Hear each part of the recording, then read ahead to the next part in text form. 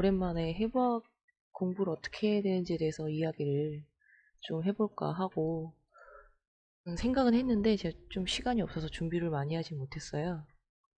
그래서 제가 어떤 식으로 공부를 했는지 그 방향성에 대해서 알려드리는 시간이 될 것 같아요. 이건 어디까지나 제가 공부했던 방식이지 이런 식으로 해야 된다라는 것은 아니에요. 그리고 저도 아무것도 모르고 공부를 시작했었기 때문에 순서가 많이 뒤섞이긴 했죠. 보통 해부학을 알려줄 때 근육 이야기를 먼저 해요. 근육의 이름, 부착되어 있는 위치, 어떤 성향을 갖고 있는지, 어떤 기능을 하는지, 가동범위 어떻게 되고, 힘은 어떻게 써야 되고, 이런 얘기들을 많이 하는데, 저도 그런 해부학 강연을 들었습니다. 3시간짜리. 그 외에 여러 가지 증상들, 이런 것들에 대해서도 좀 많이 들었고, 그래서 그런 데 쪽으로만 생각하다 보니까, 뭐랄까? 계속 딜레마에 빠진달까? 그러니까 궁금증이 해소가 되질 않았어요.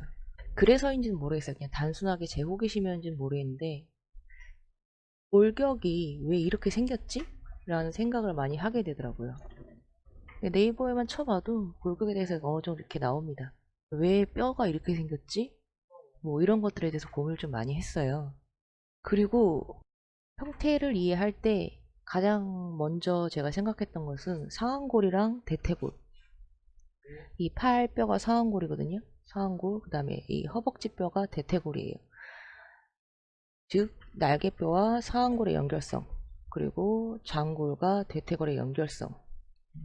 그로 인해서 생겨나는 가동 범위. 그런 것들에 대해서 고민을 좀 많이 했어요. 마우스로 그려야 되지만 어쨌든 그려볼게요. 날개뼈가 이렇게 있다고 생각하면 여기에 이렇게 상완골이 연결이 되어 있단 말이에요. 그런데 우리 인체의 골격은 완벽하게 정면을 바라보고 있지는 않아요. 그래서 그게 전 궁금했어요. 왜 앞을 바라보고 있지 않을까? 근데 날개뼈에서 상완골로 이어지는 요 폼이 살짝 이렇게 보여져요. 이렇게 움풍패인 안쪽 면이 살짝 정면을 향해 보여진다는 거죠. 그래서 상완골은 완전히 측면을 바라보고 있는 게 아니라 이런 식으로 그냥 이렇게 생긴 거와 이렇게 돼 있는 거는 이제 이쪽 면이 외곽을 바라보고 있는 면이 완벽하게 외곽을 바라보고 있는 게 아니라 요쯤에 와 있다는 이야기가 되죠. 그러니까 상완골은 살짝 안쪽으로 우리가 생각했을 때 우리 몸 안쪽으로 돌아와 있는 거죠. 그래서 라운드 숄더 그리고 어깨가 굽는 거 이런 것들에 대한 이해는 이 연결성으로 인해서 대부분 다 설명이 된다고 보시면 돼요. 형태 자체가 팔이 살짝 안쪽으로 돌아와 있게 연결이 되어 있는 거죠. 만약에 날개뼈가 완벽하게 측면을 바라보고 있었다면 상완골은 외곽을 바라보고 있었을 거예요. 우리 어깨가 완전히 바깥쪽으로 열려 있다는 얘기죠.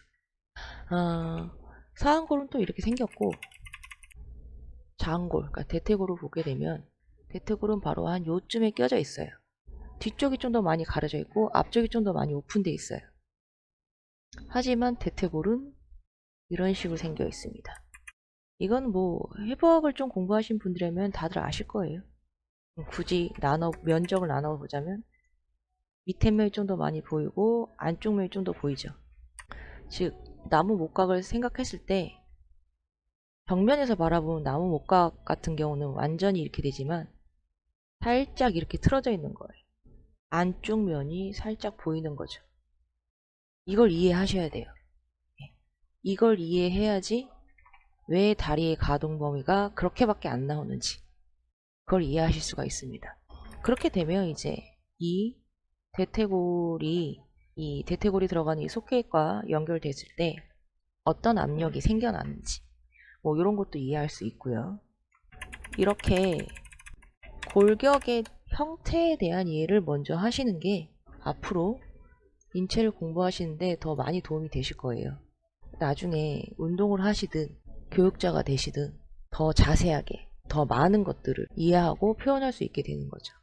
쇄골 같은 경우, 특히 어깨 같은 경우에 문제가 많이 일어나는데 어떻게 보면 문제가 많이 일어날 수밖에 없어요. 굉장히 가느다란 뼈로 돼 있어요. 그런데 여기에 날개뼈에서 튀어나온 뼈가 요 부분을 연결이 되는데 이렇게 보면 어려우니까 그냥 펼쳐보면 이런 식으로 연결이 되어 있는 거죠. 바로 요 부위가 이제 상완골이 들어가는 자리인 거죠. 날개뼈와 상완골은 쇄골에 의지해서 우리 몸에 이어져 있는 거예요. 쇄골은 흉골에 이어져 있는 거죠. 여기도 연결부예요. 자, 그리고 쇄골은 일직선으로 생기지 않았어요. 일직선으로 생기지 않았습니다. 왜 일직선으로 생기지 않았을까요? 그걸 고민해 봐야 돼요. 얘는 왜 일직선으로 생기지 않았지? 쇄골은 살짝 휘어져 있어요. 그리고 흉골과 연결된 이 부분이 좀 더 두껍습니다.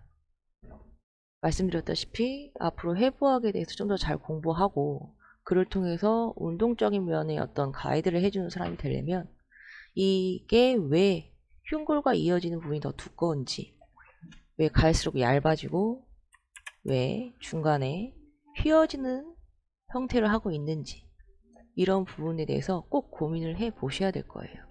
인체 드로잉을 공부하고 많이 그려라 라고 하는 이유가 그거예요. 좋은 웹들이 많이 있긴 해요. 해부학에서 뭐 피부 걷어내고 뭐 근육 걷어내면 골격을 볼 수 있고 뭐 이런 앱이 굉장히 많은데 단순히 보기만 해서는 절대 이걸 이해하고 익히기가 굉장히 어렵습니다. 그래서 직접 그리면서 입체감을 내 인체에 익혀주시는 게 굉장히 좋아요.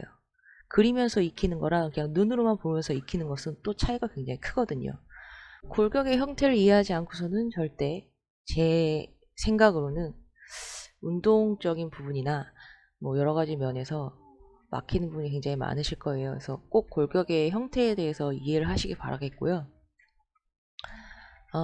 좀 더 단순화해서 이야기를 해보자면 대략 우리 몸은 뭐 이런 식으로 생겼습니다. 단순화해서 보면 이래요. 머리, 목, 가슴, 허리, 골반, 그 다음에 다리. 그래서 인형이나 이런 것들은 보통 이 몸통에다가 팔을 붙이죠. 하지만 실제로는 몸통이 붙어 있는 게 아니라 몸 중심축에 있는 흉골에서 쇄골로 이어져서 날개뼈에 붙어 있다는 거, 날개뼈에 이어져 있다는 거를 절대 잊지 않으시길 바라겠습니다. 우리는 앞으로 운동을 알려주는 사람이 될 거니까 이런 골격의 연결성에 대해서는 꼭 이해를 하고 계셔야 돼요. 그래야지 팔과 어깨 쪽에 가는 문제들, 뭐 증상들, 통증이나 이런 것들에 대해서 이해하기가 더 쉬워지고 움직임을 만들어낼 때 어떻게 만들어내야 되는지에 대해서 이해하기가 더 쉽습니다. 논리가 생긴달까? 자, 이렇게 생겼을 때, 인체가 이렇게 단순하게 봤을 때 여기는 얇아요. 여기도 얇아요. 이 기둥이 있는 상하를 기준으로 봤을 때 약하겠죠. 이 두 부분보다는 이 부분이 약할 겁니다. 약할 거예요. 즉 여기는 보호해줘야 되는 부분이란 이야기예요. 이런 거 생각하시면서 꼭 운동시키셔야 됩니다. 그래서 이 부분이 다른 부위에 비해서 약하다는 것을 꼭 인지하셔야 돼요. 그리고 왜 약한지에 대해서도 인지를 하셔야 됩니다. 그러려면 골격에 대해서 이해를 하고 있어야 되겠죠. 자, 그리고 뭐 어쨌든 우리는 서서 사니까 지구라는 행성에 살고 있죠. 여기에는 모든 행성에는 중력이 있습니다. 네, 중력이란 게 있어요. 중력 위에서 아래로 이렇게 떨어져요. 뭐 일방통행은 아니지만 중력이라는 압력은 일방통행은 아니지만 우리가 느끼는 건 대부분 위에서 아래로 떨어지는 수직 하강형 힘이에요. 이 힘이 머리로 떨어져요. 목을 타고 흉추를 타고 요추를 타고 청골에서 꼬리뼈로 떨어집니다. 그대로 떨어지면은 그대로 주저앉아 버리겠죠. 그래서 흉추에서부터 갈비뼈를 타고 흉골로 와요. 또는 흉추에서 허리를 타고 장골로 퍼져나갑니다. 그리고 우리 장골에는 이렇게 좌골뼈가 있어요. 좌골뼈로 빠져나가는 압력도 있고 그대로 장골과 대퇴골과 허벅지뼈와의 연결성으로 인해서 허벅지로 빠져나가는 압력도 있습니다. 즉 우리 몸은 지구라는 행성에 작용되는 이 중력이라는 힘을 흘려보내기 상당히 좋은 형태의 골격을 이루고 있다고 보시면 되세요. 그걸 이해해야지 운동적인 그런 걸 가이드 해둘 때 훨씬 더 도움이 많이 됩니다. 그러면 골격의 형태가 왜 이렇게 생겼는지, 왜 휘어져 있는지, 왜 비틀려 있는지 이런 것들을 좀 더 이해하기 쉬워져요. 그리고 그런 것들을 다 이해하고 나면은 굳이 근육에 대해서 크게 공부를 하지 않아도 어느 정도는 이해할 수 있게 됩니다. 왜냐하면 중력이 이렇게 흘러요. 수직 하강형인데 중간에 한번 이렇게 막혀요. 그럼 여기서 한번 쌓이지 않을까요? 예. 중력을 받쳐버리는 이 저항력이 여기 있다는 얘기예요. 자, 그런데 어깨는 살짝 비어 있습니다. 갈비뼈를 통해서 틈이 굉장히 많아요. 그리고 날개뼈는 심지어 등에 붙어 있는 게 아니라 흉골에서 쇄골로 이어져서 쇄골에 달려 있는 거죠. 예. 그래서 어깨에서는 중력을 받아내는 힘이 거의 없다고 봅니다. 저는. 그러니까 근육들이 좀 잘 뭉치겠죠. 골격에 받쳐주지 못하니까. 하지만 밑으로 쭉 내려오게 되면 아주 든든한 장골이라는 애가 둥그스름한 모양을 하고 있어요. 이렇게 깎여 있죠. 흘려보내기 굉장히 좋은 상태를 하고 있죠.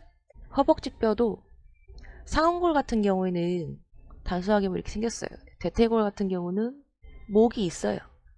그리고 각도가 있죠. 상완골은 그냥 거의 이렇게 생겼다고 볼 수 있어요. 근데 대퇴골은 살짝 기울어져 있어요.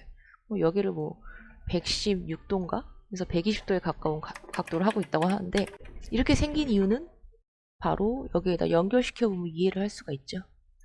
대략 이렇게 생겼어요. 중력이 수직하강으로 내려와서 장골을 등을 타고서 흘러서 대퇴골을 타고 떨어지는 거죠. 밑으로 흘러 내려갑니다. 이런 부분을 이해하셔야 돼요. 그러면 대퇴골이 형태를 이해할 수가 있는 거죠.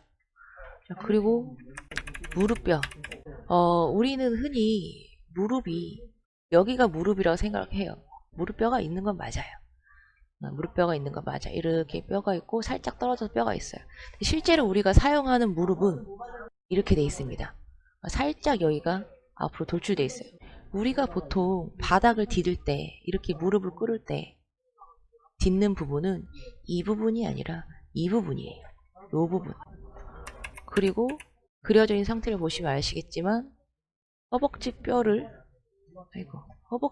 타고 내려와서 오금뼈 밖으로 나가는 게 아니라 오금뼈를 통해서 흘러서 이렇게 내려오다가 여기서 한번 길이 막혔으니까 그대로 밑으로 내려오는 거예요. 그래서 경고를 타고 밑으로 내려오는 거예요. 따라서. 골격은 중력이란 아이를 흘려보내기 굉장히 좋은 형태로 생겼다라고 보시면 되세요. 그 글을 통해서 움직임을 만들어낼 때 어떻게 해야 되는지를 많이 고민해 보셔야 됩니다. 이런 식으로 위치에 대한 이해, 실제로 사용하는 부위와 일반적으로 사람들이 인지하고 있는 부위, 요 차이도 꼭 운동을 알려주는 사람이라면 이해하고 인지하고 있으셔야 될 거예요. 중요하다고 저는 생각을 합니다. 그러니까 제가 이제 다른 사람들은 다 공부하고 있을 때 강연 들으러 다니고 증상이나 이런 것들에 대해서 공부하고 근육이 왜 굳는지 어떤 성향을 갖고 있는지 뭐가 있는지 문제가 생겼을 때 근육에 어떤 증상이 일어나는지 이런 것들에 대해서 공부하고 강연을 들으러 다닐 때 저는 그냥 방구석에 박혀서 이게 뭘까? 왜 이렇게 생겼을까? 얘는 왜 굴곡져 있을까? 왜 얘는 정면을 바라보지 않고 살짝 비틀려져서 있을까? 이런 것들 고민하고 있었는데 답이 안 나오는 거예요. 왜 그랬냐 하면 중력을 제외하고서 생각했기 때문이에요. 궁금증이 생기는 더 이상 풀지 못한 문제들이 꽤 많이 있는 상태에서 근막경선 해부학이라는 책을 봤어요. 네. 책을 봤는데 챕터 1인가 그게? 근막에 대한 상세한 이야기를 들어가기 이전에 나와 있는 그 설명란인데 거기서 이제 근막에 대해서 뭐 이런 것들 기본적인 근막의 뭐 기능 뭐 이런 것들 형태 이런 것들에 대해서 이야기가 나오면서 긴장 통합체라는 설명이 잠깐 나와요. 뭐 이렇게 보면 조금 어렵게 보일 수 있는데 그냥 여기서 위에서 아래로 눌렀을 때 이 압력이 어디서 어디로 작용하고 얼만큼 작용하고 어떻게 흘러가냐 그걸 설명하는 거예요. 예. 그래서 어떤 변화가 일어나는지 저는 운동을 하시는 분이라면 운동을 알려준 사람이라면 별 10만 개 해줘도 부족함이 없다고 생각합니다. 이것만 잘 이해하고 있으면은 다른 공부들 크게 하지 않아도 많은 것들이 이해되는 것 같아요. 예, 근데 상당히 어려운 부분인 것 같아요. 많이들 어려워하시고 책에서도 보면은 제 기억상으로 의사나 뭐 물리학 쪽 공부를 하시는 분들이 김장통합체 물체를 갖고서 많이 연구하고 손에 쥐고 계속 움직여보고 이런 걸 많이 한다고 설명이 나와 있습니다. 근데 저는 뭐 김장통합체 물체를 만들 수도 없었고 어떻게 만들어야 되는지도 좀 그랬고 제가 만든다고 해서 뭐 얼만큼 완벽하게 만들겠습니까? 그래서 생각만 했죠, 계속. 이렇게 될까? 저렇게 될까? 그러다 보니까 골격의 형태를 조금씩 이해하게 됐달까? 네, 그렇게 됐어요.